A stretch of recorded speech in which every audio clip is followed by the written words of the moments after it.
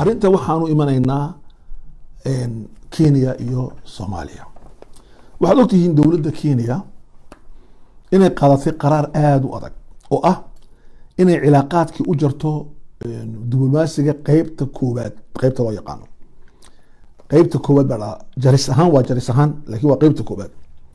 maxaa yeelay marka laba dowladood ay isku dhacaan conflict diblomaasi oo ka dhex dhaco oo problem uu noqdo oo problemkiina khilaaf noqdo oo khilaafkiina lafdi soo dhaafa hadal waraqadii la isku qorayo oo ficil noqdo, waxa uu ka bilaabmaa in waraqad dowladdii loo qoro la weydiiyo waxaas dowladdana ay kasoo jawaabto. halka hadday ku xalisanto wax siraaca maaha, waxaa dhahdaa waa xal guddi ah, si jacayl baa loo dhameeyey, si walaalin baa loo dhameeyey.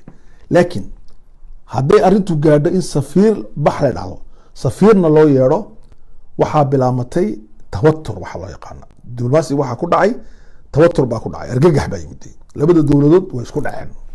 isku dhaca lama qarin karo. dad baa yidhi ma aha isku dhac, waa isku dhac weeyaan, lianna wuxuu gaadhay marxalada dhahdo safiirkii Soomaaliya ka bax wadanka oo dalkaagii tag, aad amar baa la siiyey, aad wadankaagii. kii kale waa loogu yeedhay, tashi baa loogu yeedhay. arrintaasi maaha arrin caadi ah, waa arrin gaadhay darajatu tawatur. marka waa marxalatu luula fi qatci alcalaaqaat. maxaa ku xiga markaa marxaladda? waxaa ku xiga marxaladda labaad oo ah in la amro shaqaalaha dowladdu inay ka baxaan wadanka. marxaladda saddexaadi waa maxay? waa marxaladda la yidhaahdo in dowlad kale ay Soomaaliya oranayso arrimahayga ii ilaali, Kenya oranayso arrimahayga ii ilaali. marxaladda afraad ee ugu dambeysa waa maxay? waa marxaladda haddeeto aanan la isla hadlayn weyaan, oo dagaalkii xaqiiqiga uu bilaabmay weyaan. marka tan imika dhacday laba jaranjaro un baa ka dambeysa. jaranjarada saddexaad waa isku dhac weyaan. marka labadaa jaranjaraytiina gaadhin miiska hoostiisa wax badan lagu xaliyaa. su-aashu haddaba waxa weeyaan, dowladda Kenya tallaabadan ay u arkaysa inay Soomaaliya idbinayso, iyadu waxay u arkaysa marka tallaabada qaadayso inay idbinayso, khadwa ta'diibiya. waxay u arkaysaa Soomaaliya tahay dowlad ay iyadu leedahay, maadaama dhammaan dad fara badan oo Soomaaliya afar arrimood ay gacanta kaga haysato. kow, nin wal oo madaxa oo Soomaaliya deganaan buu ku leeyahay Nairobi. labo, bayac mushtarka Soomaalida oo dhani waxay ku leeyihiin Nairobi meel ay bayac mushtarka wataan, lacagtooda taala. saddex, 400 iyo in ka badan oo kun oo qof oo Soomaaliya ayaa qaxooti ku ah. afar, ciidamo xoog badan oo iyadu ay leedahay ayaa ka jooga gudaha Soomaaliya. arrimaha waxay u aragtay inay tahay quwad inay siinayso, marka waxay u baahan tahay inay Soomaaliya yara edbiso, ta'diib iyo u baahan tahay. marka saas u fikirtay dowladda Kenya.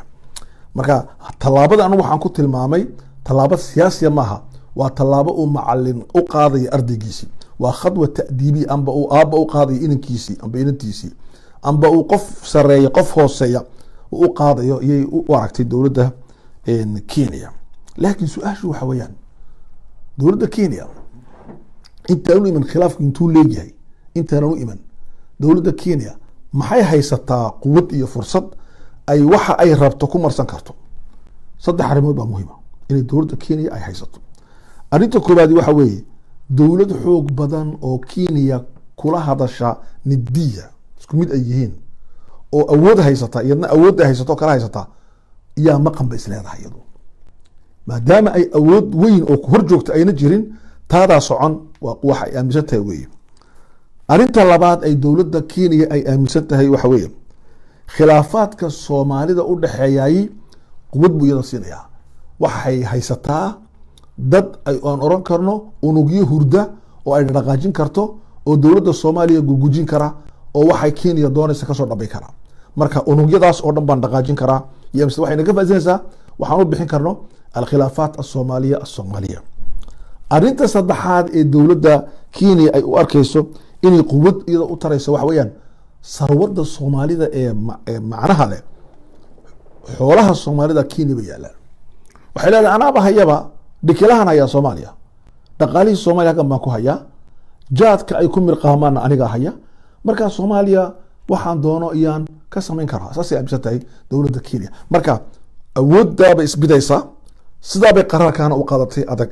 laakiin su-aashu waxa weeye, qaraarka ay dowladda Kenya qaadatay muu saxsanaa mise uu qadanaa markaan ku eegno cilmiga iyo qaanuunka diblomaasiyadda boqolkiiba boqol u qaldanaa. qaladkana waxaa keenaya waxa weeye laba arrimood. kow, arrinta khilaafka ee Soomaaliya dhex yaalla iyo Kenya maxkamad buu yaalla. maxkamaduna waa maxkamad ay raalli ka noqdeen labada darafba. maxkamadda lahay markay dhamayso hadday xitaa dhulka la faqo, iminka dhulba lama faqayo saanse, gaasna lama faqayo, batrool lama soo saaro, haddii xataa lasoo saaro gaas iyo batrool iyo macdaba oo loo xakumo oo loo xakumo in ay dhulka ay Kenya leedahay, idaa ka faa'iideysanaysa. qof kale oo kala faa'iideysanayay ma jiro. marka arrintaasi waa arrin muhiim ah ikhwaani fillah, oo qaladka ay tusay. arrinta labaad waxa weeye inay ka hadasho min calin meel sare iyada oo laba arrimood diraase aan ku sameyn oon sheegi doono way qaldan tahay. inay cilaaqaadka dawliga ah sal uga dhigto waxa loo yaqaano inaan maanta kaa fursad fiicanahay waa qalad. labo, arrinta labaad waxa weeye inaynan fahansaneyn shacabka Soomaaligu markay karaamad iyo dan noqoto, karaamadu raaca shacabka Soomaaligu. shacbiga Soomaaliga waa shacbi karaamad leh, sharaf leh, haybad leh, oo min maaragtay gunta Ethiopia, gobolka Soomaalida Ethiopia ilaa iyo Djibouti ilaa iyo maxaan ku dhahdaa meel kasta uu joogo, Soomaaliya dhexdeeda, Kenya dhexdeeda iswaafaqaya. waad arkayseen dadka la wareysanayay shacbiga Soomaaliyeed ka mid ah ee degan magaalada Nairobi hadalka ay ku hadlayeen iyo si isku waafaqsanayeen isku mid ilaa in yar mooyaane. marka karaamada insaanka Soomaaliga bay waxba ka garanayn dowladda Kenya. okay, su-aashan aan imika ka jawaabay waxa weeyaan qaraarka ay qaateen xukuumadda Soomaaliya isaguna maxaan ku macnaynaa siduu ahaa. inta aan horta qaraarka xukuumadda Soomaaliya ay qaadatay aan ka hadal, dowladda Kenya iyo dowladda Soomaaliya maxaa u dhexeeya? anigu waxaan arkaa cilmiga siyaasadda in badan oo wax ka akhriyay, laba arrimood baa u dhexaysa. arrinta koowaad waxa weeye dowladda Soomaaliya iyo dowladda Kenya waxay ku kala duwan yihiin. dowladda Soomaaliya dowlad la sameeyey maaha. run ahaan gumaysi baa inoo sameeyey dowladda xukuumaddii hore, laakiin maanta dowladda aan samaysanayna annakaas dadka Soomaalida samaysanaya maaha dowlad loo sameeyey. labo, Soomaalidu maaha dad la isku rakibayo, waa dad isku rakiban oo Ilaahay isku rakibay. waa dad mujtamac waaxida, caqiidadooda, akhlaaqdooda, dhaqankooda, sarwadooda, dareenkooga waa wax qura, meel kastay joogaan uma baahna in la isku rakibo, way isku rakiban yihiin. laakiin dowladda Kenya markaad ku eegtid cilmiga siyaasadda waa dowlad wadiifiya, waa dowlad la sameeyey oo reer galbeedku ay samaysteen, gaar ahaan reer Yurubku, gaar ahaan Ingiriisku, oo loo sameeyey masaalix ay ku leeyihiin bariga Afrika inay ilaaliso. waa dowlad wadiifiya waxa loo yaqaano. dowlad wadiifiya weeyaan, function bay leedahay, shaqay leedahay. shaqadaa bay u xil saaran tahay, shaqadaa bay gudanaysaa ay qabsanaysaa. xaakim almatiri ninka dhahdee reer Kuweyda kitub buu ka qoray adowla wadiifiya. ninka la dhahdo Cabdulwahaab Masiri adowla wadiifiya hala akhriyo. dowladda shaqo loo sameeyo aan xaqiiqo aan hayn maxay tahay? tani waa kamid ah Kenya ka jirta. marka waa dowlad wadiifad shaqay haysaa, shaqo cajiiba iyo Yurub iyo u haysaa reer galbeedka. marka shaqadii baa iminka waxaa ugu biirtay Imaaraadka iyo Sacuudiga ayaa shaqo u dhibay ah. waa inaad ilaalisid inay Soomaaliya batrool laga faqin. arrintaasi waa muhiim, xagga dambe ka sheegi doonaa. marka farqiga u dhexeeya laba dowladood waa taa weeye, waa dowlad wadiifiya iyo dowlad xaqiiqiya. Soomaalidu bilaa dowlad weeyaan, laakiin waa dowlad bay masaalix xaqiiqiya. kuwani dowlad bay haystaan laakiin maaha dowlad xaqiiqiya. dad baa haysta dowlad xaqiiqiya, waa dowlad wadiifiya, waa dowlad shaqad meel kale u haysta, shaqadaa bayna gudataa. waana og yihiin dadka gudaha ku nool sida shaqada u gudato iyo say u samayso iyo inta hay-adooda fadhida iyo waxa laga qabto, waxaas waa la og yahay ikhwaani fillah. okay, intaa haddaan ka baxno waxaan u imanaynaa dowladda Soomaaliya qaraarada ay soo saartay shanta ah maxay yihiin. anigu waxaan ka dhex arkay qaraaradaas laba arrimood oo iijaabiya positive ah iyo hal arrimood oo negative ah. labada arrimood ee positive-ka wax weeyaan, qaraarka waxaa ku jiray bisayl siyaasadeed. qaraaradan waxaa ku jiray bisayl siyaasadeed, waxayna u hadleen si bisil, waxayna uga jawaabeen si bisil, waxayna usoo bandhigeen si bisil. marka maxaa ku jira nudjun siyaasiyun. waa hadal aan markaan dhan walba ka akhriyay qaraarka aan eegay u bandhigay waxa loo yaqaano qawaaniinta caalamiga diblomaasiyadda waxaan ka arkay inuu yahay qaraar bisil. Arrinta labaad ee qaraarka ku jira muxuu ahaa? waxaa ku jira tawaazun baa ku jira. waa qaraar isdheeli tiraya. wuxuu isku dheeli tirayaa dhinaca dowladda Kenyana xaqigiina uu siiyey, xaqii Soomaalida uu ka soo qaaday. cilaaqaadka kale ee geeska oo dhanna ishuu ku hayay, ka kasii weynna ishuu ku hayay, ka caalamigana ishuu ku hayay.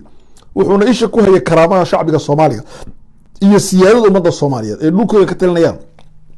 waxaas oo dhan si dheeli tiran buu qaraarku uga hadlay. marka maxaan ku idhi qaraarka labada arrimood waa positive, shanta markaas ku aqridu waa sidaa. laakiin arrinta salbigii maxay ahayd?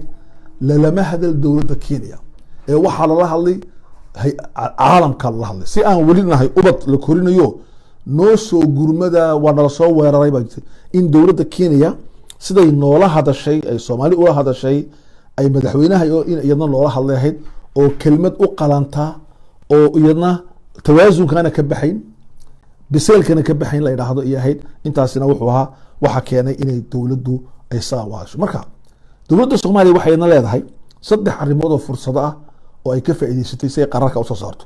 marka koobaad waa maxkamadda caalamiga. qadiyadeedu waxay taalaa Soomaaliya maxkamad. waxayna sheegtay inay kalsooni weyn ku hayso maxkamadda. idan confiance-ka, siqada, kalsoonida waxay siisay quwad bay siisay xukuumadda Soomaaliya. arrinta labaad midnimada shacbiga Soomaaligu uu la daba joogsaday dowladda Soomaalida ee dadkoo dhan ay yidhaahdeen si fiican uga jawaab. taasina waxay siisay awood. weliba siyaasiyiintii xataa maanta bisil bay muujiyeen mucaaradka ahaa si mida ayay wada hadleen. arrinta saddexaad ee Soomaalida siisay awoodda qaraarkan ay ka soo qaateen waxa weeye waxa aan ku tilmaamay dowlad wada shaqaysa oon kala shaqayn. xukuumadda Soomaaliya maanta xukuumadda waxay ka duwan tahay madaxweynaha iyo ra'iisul wasaaraha lama kala xadi karayo iyo baarlamankaba waa la wada shaqaynaya meel laga gala la waayo saqaraat. marka taasi waxay keentay inay qaraar mida ay ka soo baxdo dowladda Soomaalida oo wax awal laga faa'iideysanay biyaha.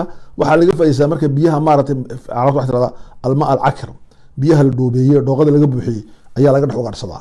laakiin biyaha waa saafi, waa la soo arkaya si fiican baa looga baxay.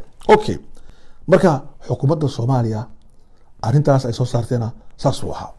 marka waxaan kaga baxaya anigu marka kelmadeeda insha Allah taala aniga oo marka koobaad kule tahaniyad u diray xukuumadda Soomaaliya oo kula tallaabada qaadeen waa tallaabo qurux badan oo wanaagsan halkaa kaga haya horena u socda. mid baan inaan ilaawo aan jeclayn waxyaalada gargaari xukuumadda Soomaaliya waxaa kamid ah waa madax inta ugu fara badan jaadka cunin. arrintaas waa muhiim jiddan. waa madax soo jeeda ma mirqaansano iyakoo mirqaansan iyakoo sakhraansan iyakoo wareersan qaraar ma qaataan iyakoo soo jeeda.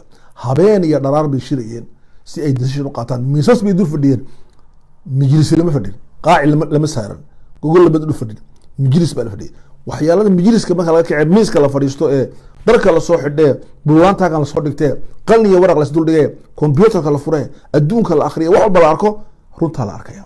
marka taasina way gargaartay dhalinyaronimada, aqoonta, adduunka laga faa'iideystay, cilmiga la leeyahay. waqtiga cabsida waa la dhaafaa. marka taasina waxay ahayd waxyaalada keenay inuu qaraarku aado qaraar bisil. marka ikhwaani fillah waxaan oran lahaa walaalaha Soomaalidu maanta arrinta la yiraahdo dhul baaba Soomaalida ka maqan oo Kenya ku maqan. dhul baa Soomaalida ka maqan oo Ethiopia ku maqan. dhul baa maqan ee dhul la soo celiyaa la rabee dhul laga tanaasulo ma jiraba. intan la helay alxamdulillah lagama tanaasulo. Soomaaliya Soomaali baa leh. Soomaali baa leh anna kaale. haddaanu reer Djibouti baan mar Soomaali baa leh. Soomaaliya anna kaale. Soomaali baa leh. ogolaan mayna hal mitir cilmiga badda qaanuunka badda sheegaya intee bay Soomaalidu leedahay intee Kenya leedahay wax qoran inta kilomitir amba inta mayl ummad walba ay leedahay si loo qiyaaso waa wax dhigan. waxaan ku iminkaan samaystirayna maaha wax jimcida qurmaan ka dhaxaysa ay qortay xeerka maartay qaanuunka badda lagu qoray qaanuunka xuduudaha lagu qoray ka maartay wax walba waa wax qoran. waxa qoran iyadoo la raacayo yaa la soo saari doonaa baddan iyaale Soomaaliya leh mise Kenya leh. waxaan idin rajaynayaa insha Allah taala sidaa iyo nooli kulantay iyo nabadgelyo iyo mar dambe aan xiisalaan arki doono. dhammaantiin waan salaamayaa waan u duceynayaa. assalaamu calaykum waraxmatullaahi wabarakaatuh.